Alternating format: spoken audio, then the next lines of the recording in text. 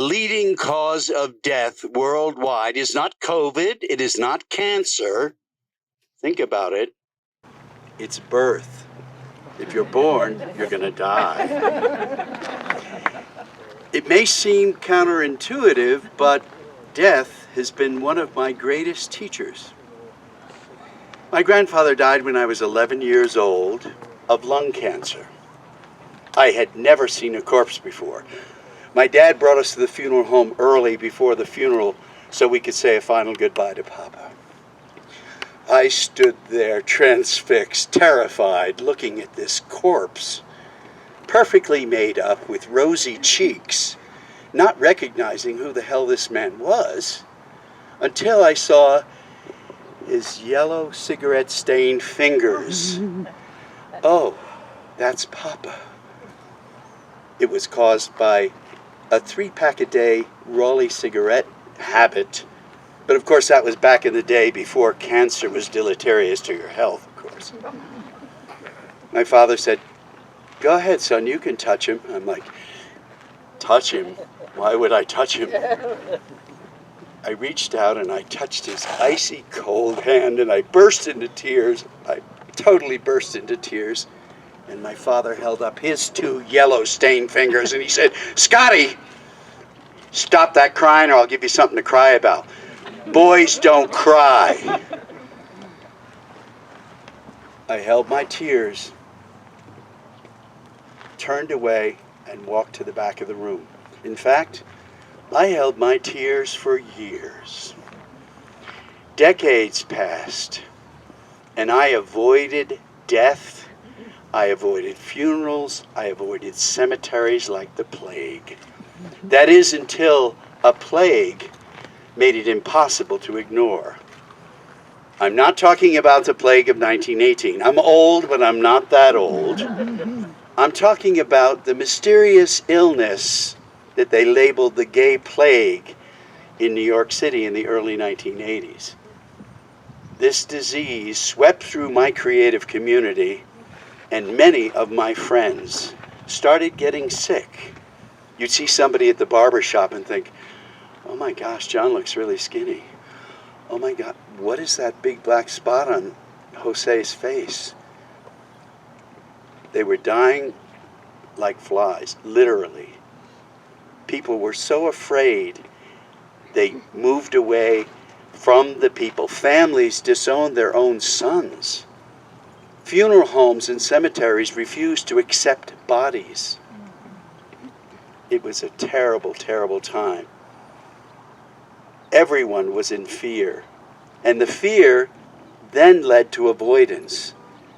It led to a time of I don't know what's going on here, and I don't really want to face this whole thing. And I have to say that I felt guilty for many years after that about the fact that I was not there for several friends when they were dying. In the early 90s, I decided I would make a surrogate amend to a dear friend of mine. His name was John, and he was dying of AIDS. My commitment was, I'll be there for you in whatever way I can. I brought food over, I brought flowers, music, helped him shower, helped change all of the IVs and things. And sometimes he was with us, and sometimes he was not.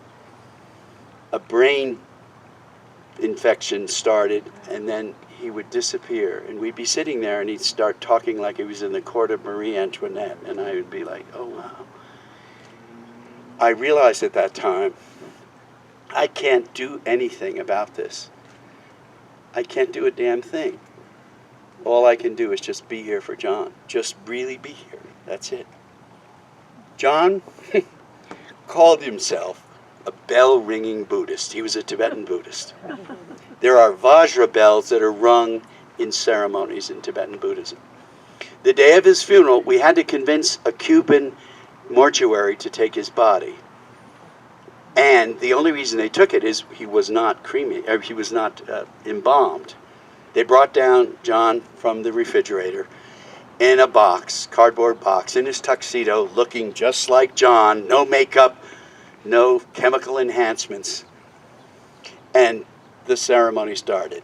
Om Benjasafa Samaya, Manapalaya, Benjasafa Tenapa, Tishadoda Mebawa, Alalaho. I didn't know what was going on, but I was invited to push the cart with him on the gurney in the box to the back of the funeral home. I didn't know what was going on until I felt the heat from the crematory and the gaping metal grate opened, and we stood there and we pushed John's body in the box into the gaping flames of the crematorium. And just like that, like a Tibetan teacher hit me on the back of the head with a stick, I realized this life is impermanent. If you're born, you're going to die.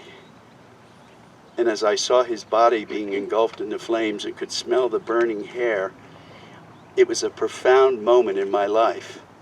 I was no longer afraid of death, realizing we're all going to die. Fast forward to 2003.